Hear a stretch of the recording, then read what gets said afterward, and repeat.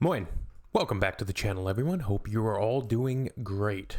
Topic of today's video is Germany observing its first nationwide Veterans Day amid a peace protest.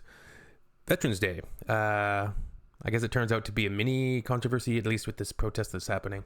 It's an interesting topic. I think veterans deserve to be respected and honored for what they do. I did find a lot of interesting comments that you guys made and really good arguments, and changed my way of looking at the issue of conscription. And there's a lot of different viewpoints. There's a lot of different inputs. There's a lot of different opinions on it, right? But some of the comments were making the point that if you don't have this conscription, you're not going to get enough soldiers. You're not going to have enough soldiers. That's the thing. Like at its most basic level, you're not going to have enough. And when you have countries like Russia or just countries knocking at your door, they can see that as a sign of weakness. If you don't have that military ready and able to go into action when needed. And it's about a deterrent.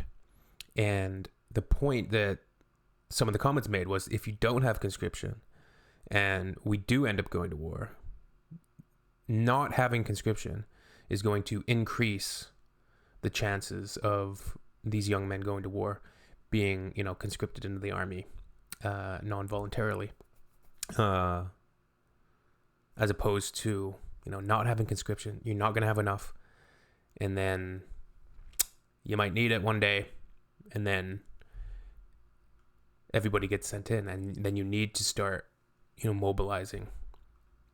But yeah, let's check out this short story. Hope you're all doing well. Haven't been posting in a few days, and hope you're enjoying your summer. Now, Germany is observing its first nationwide Veterans Day this weekend, honouring over 10 million service members, past and present. It has been.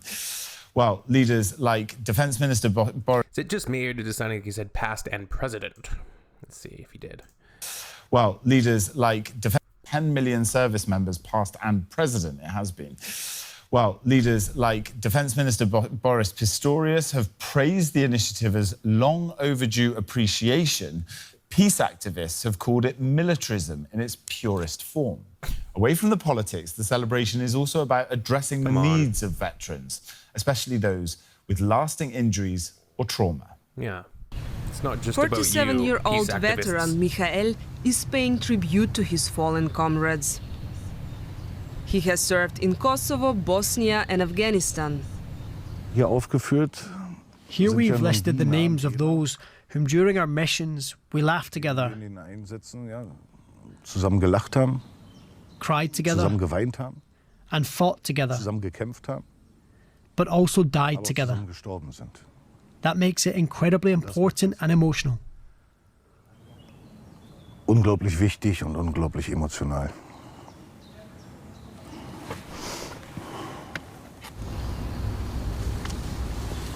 He's been working at this memorial for the past 10 years, sharing the stories of those who never made it home with visitors, foreign soldiers, veterans, civilians and school children.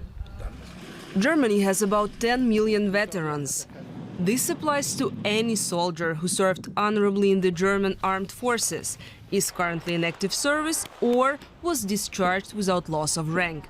Given Germany's role in the Second World War, having a strong military power was basically off-limits for decades. Russia's full-scale invasion of Ukraine changed the way Germans think about their Bundeswehr. Former Chancellor Olaf Scholz spoke of a Zeitenwende, a turning point. Although German parliament launched the Veterans Day last year, it is the first time that it is celebrated nationwide. Man kann ja das Veteranenabzeichen beantragen. You can apply for the Veterans Badge as an official symbol that one has served.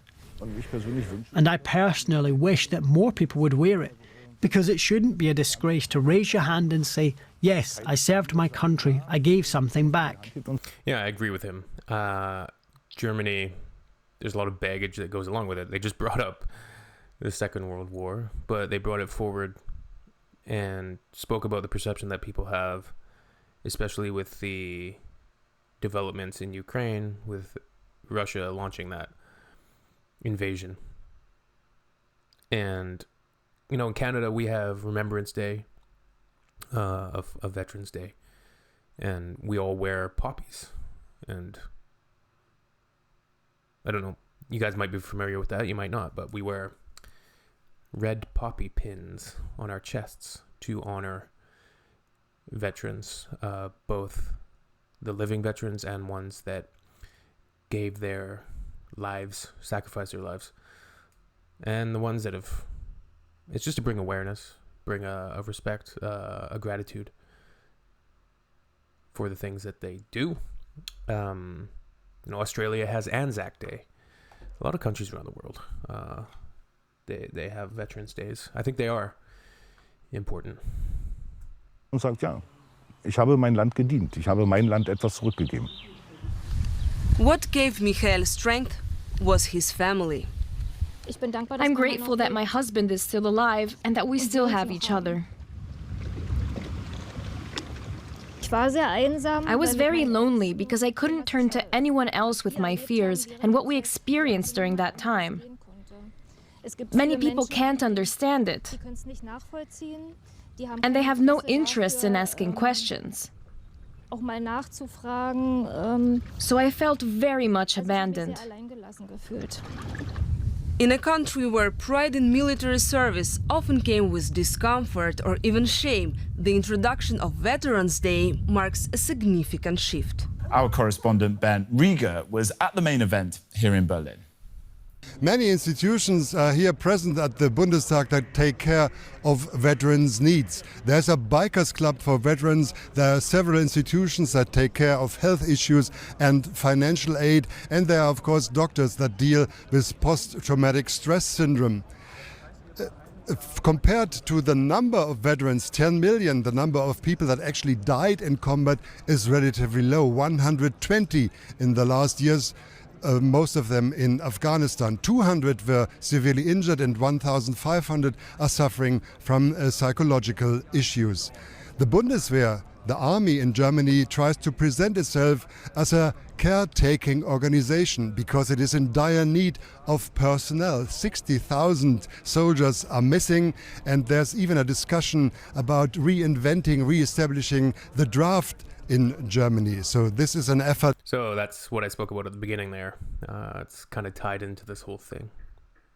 I'm interested to see your guys' thoughts on it. To show the Bundeswehr as an attractive employer. There were also some protests against the so-called militarization of the society. Some youth from Berlin were lying down in front of the main stage here, but it was a peaceful protest and police resolved the issue very fast. And the president of the Bundestag, Julia Glöckner, with the chairwoman of this event, said the soldiers are here also to protect the freedom of the protesters. Yeah. So being supportive of veterans and your military members is not the same as being pro-war. And listen, Canada's facing, I think, similar difficulties, similar issues with our personnel numbers, and we're in the same boat. Like, you need to have that fighting force or military ready in case, right? A lot of time as a deterrent, like I said before. We've had an American president basically threatening annexation of our country, right? And you'll see Americans on the internet saying, oh, you know, we would invade you guys in 2 seconds and da-da-da. I don't think that'll ever happen, but, you know, stranger things have certainly happened. All right, well, let me know what you guys think. We'll see you on the next one. Peace out.